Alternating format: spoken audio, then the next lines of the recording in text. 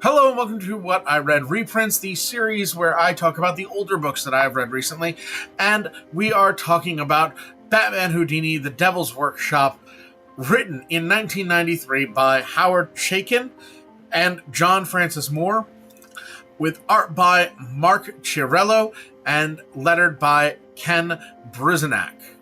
So this is a story which teams up Batman and Houdini, and it is amazing.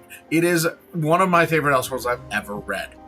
And it's all beautifully illustrated by Mark Chiarello, who does it in all watercolors, and it gives it this amazing texture that is just so pleasing to look at.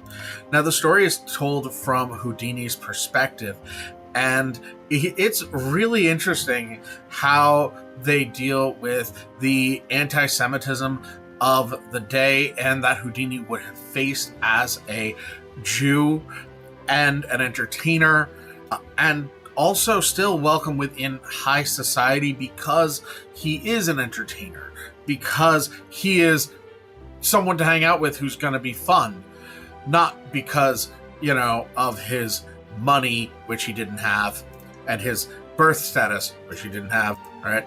Like, the high society elites that he is hanging out with do not respect him, and in fact call him several anti-Semitic slurs. And he works with Batman to find a bunch of missing children who have been kidnapped, and delving into spiritualism to find it, kind of. Houdini was a major skeptic, and they use that for the story. Houdini went to seances to debunk them, and that is a big part of the plot. And especially when the seance presents him with evidence that he is having difficulty debunking. Ultimately, he does find proof of the supernatural in this, which, to be fair, Houdini wanted to be wrong. He wanted something out there to be real. And here he finds that two of the high society elites that they've been working with are vampires.